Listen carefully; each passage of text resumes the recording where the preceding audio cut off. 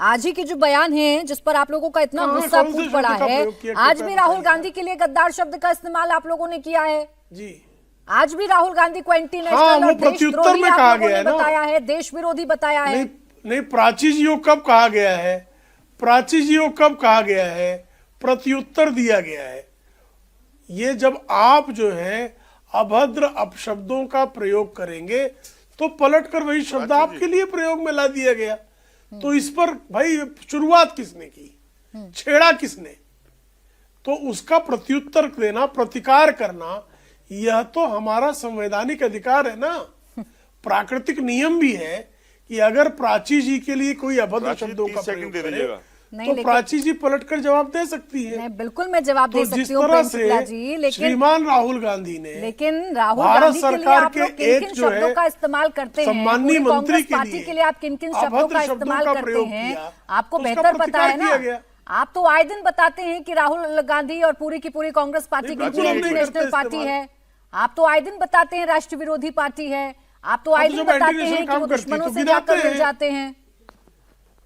हाँ, तो जो एंटी नेशनल काम करती है तो गिनाते हैं, और जब चीन से चंदा लेती है तो बताते हैं, जब चीन से एमओयू साइन करती है तो बताते हैं, जब पाकिस्तान के सुर में सुर मिलाती है तो बताते हैं। ठीक है, यह तो हमारा दायित्व ही है ना। जवाब दीजिए। एक नागरिक के रूप में, एक पार्टी के कार्यकर्ता के रूप में हमारा ये दायित्व है, हम उसका निर्वाह करते हैं। गलत क्या करते हैं? बोले चंद्रमोहन जी, बोले।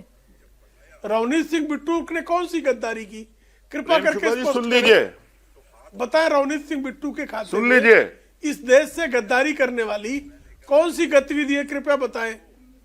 बोले चंद्रमोहन जी, बोले। ऐसा क्या कर दिया था रवनीत सिंह बिट्टू जी ने कि आपके नेता ने इन शब्दों का इस्तेमाल किया? रवनीत बिट्टू जी का बयान सुना रहा हूं कि तुम देश के दुश्मन हो, देश के गद्दार हो। एलओपी के लिए आप ही के सांसद और आप ही के नेता बोल रहे हैं, और ये बयान आप लगातार बोलते हैं। और जिस विषय को आप कह रहे हैं, प्रतिकार की बात जो आप कह रहे हैं, तो एक नेता ने अपने पार्टी के भागे हुए व्यक्ति के बारे में बोला है, ना कि किसी कम्युनिटी, ना कि किसी धर्म के बारे में। उसको आप विक्टिम कार्ड खेदकर अपनी नाकामियों को छुपाने के लिए मत छुपिए। ये कहाँ का न्याय है? ये कहाँ का न्याय है? ये कौन सा लोकतंत्र है? ये कौन सा संविधान है कि कोई व्यक्ति आपकी पार्टी को छोड़कर जा नहीं सकता है? अगर कोई व्यक्ति आपकी नीतियों से, आपके नेता से खुश नहीं है तो ये उसका अधिकार है कि नहीं कि वो पार्टी छोड़कर चला जाए? और अगर वो पार्टी छोड़कर चला गया है चंद्रमोहन शर्मा जी, तो आपको ये अधिकार किसने दिया कि आप गद्दार शब्द का इस्तेमाल करेंगे? नहीं, मैं आपकी बात का जवाब दूं। देखिए, बिल्कुल 3 बार का सांसद अगर एक बैकग्राउंड से मिला, क्यों मिला? क्योंकि उनके पूर्व नेता कांग्रेस के नेता, उनके दादा कांग्रेस के नेता थे, और उन्होंने कांग्रेस के लिए और देश के लिए अपनी शहादत दी थी। तभी एक ऐसे व्यक्ति को सांसद 3 बार कांग्रेस पार्टी ने बनाया, और कांग्रेस पार्टी के हजारों ऐसे वर्कर होंगे जो रवनीत बिट्टू से भी ज्यादा काबिल होंगे। क्यों? इसीलिए। और अगर इस विषय के ऊपर अगर आप आ रहे और हंसी मजाक के अंदर कोई बात कर रहे हैं और भारतीय जनता पार्टी उसको कम्युनिटी और धर्म के साथ जोड़ रही है, तो अपनी नाकामी साबित कर रही है। अब उनकी काबिलियत पर आपको शक होने लगा, और कांग्रेस जब उनको सांसद बना रहे थे तब उनकी काबिलियत पर आपको शक नहीं होता था। लेकिन वही बात है, जब तक हमारे साथ हैं तो बहुत अच्छे हैं, किसी और के साथ हो गए तो अपने आप ही कह रहे हैं अपने विषय में। फिर आप भूल जाएंगे कि आप किन शब्दों से नवाज रहे हैं, किन शब्दों का इस्तेमाल कर रहे हैं, और वो भी देश के नेता विपक्ष ऐसे शब्दों का इस्तेमाल करते हैं। प्राची जी बोला कि जब मैं कांग्रेस में था, प्लीज रुक जाए। आशुतोष वर्मा जी, ऐसे शब्दों का इस्तेमाल होना या ऐसे मसलों का उठना, आपको नहीं लगता कि आप जो बातें सरकार से पूछना चाहते हैं, जिन मुद्दों पर सरकार को घेरना चाहते हैं, वो सारे मुद्दे शिफ्ट हो जाते हैं, एक अलग ही बहस छिड़ जाती है देश में? धन्यवाद प्राची जी। और मुझे लगता है कि आज ये सारी बहस इसलिए उठ गई क्योंकि मुख्य मुद्दा जो आज हुआ कि जिस किताब को लेके भारतीय जनता पार्टी और खुद लोकसभा स्पीकर ओम बिरला ने कहा कि जो किताब प्रकाशित नहीं हुई उसका रेफरेंस नहीं दे सकते, वो किताब खुद राहुल गांधी लेके चले आए।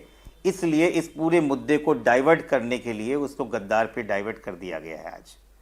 और अगर गद्दार पे डाइवर्ट किया गया है तो मैं भारतीय जनता पार्टी के प्रवक्ता से पूछता हूं कि 7 नवंबर 2025 को प्रधानमंत्री मोदी ने कांग्रेस पार्टी को ट्रैटरस डिस्टेनी, गद्दार राजवंश कहा था, और ये पूरा का पूरा चीज 7 नवंबर 2025 को भारतीय जनता पार्टी के आधिकारिक सोशल मीडिया हैंडल पे प्रकाशित हुआ था। 2016 में भारतीय जनता पार्टी के नेता ज्ञानदेव आहूजा ने एआईएम के नेता ओवैसी को देश का गद्दार कहा और कहा इनकी जीभ काटने वाले को 1 करोड़ रुपए का इनाम दूंगा। तब भारतीय जनता पार्टी कहाँ थी? और तो और छोड़िए, महाराष्ट्र में नारायण राणे ने एकनाथ शिंदे को सीएम रहते हुए गद्दार कहा। आज दोनों एक ही पार्टी में बैठे हुए हैं। और अब जब हम लोग डिबेट कर रहे हैं, थोड़ी देर पहले ही भारतीय जनता पार्टी की तरफ से मजिंदर सिंह सिरसा ने गांधी परिवार को गद्दार कहा। आप कहां ले जाना चाहते हैं चीजों को? असल में आप सच्चाई से भागना चाहते हैं। जिस किताब का उल्लेख भारतीय और चाइना की सीमा के बाद थी और लीडर ऑफ अपोजिशन ने उठाया, उस बात को आप डाइवर्ट करना चाहते हैं। उस बात को आप डरते हैं। आप डरते हैं कि चाइना के सामने जिस प्रकार से प्रधानमंत्री मोदी ने सरेंडर किया, वो बात देश के सामने ना आए। वो किताब क्यों नहीं छप रही है? वो देश में क्यों नहीं छप रही है? विदेश में क्यों छप रही है? ये बात आप जानना नहीं चाहते हैं और देश को गुमराह करना चाहते हैं। उन्होंने कहा गद्दार कहा है, तो उन्होंने कहा सिख समुदाय को गद्दार कह दिया है। ठीक है। कितने कांग्रेस पार्टी में सिख लोग हैं? आपने एक बार भी नहीं सोचा आपने क्या बोल दिया है? तो ये जो victim card Bharatiya Janata party खेलना चाहती है, ये बहुत शर्मनाक है।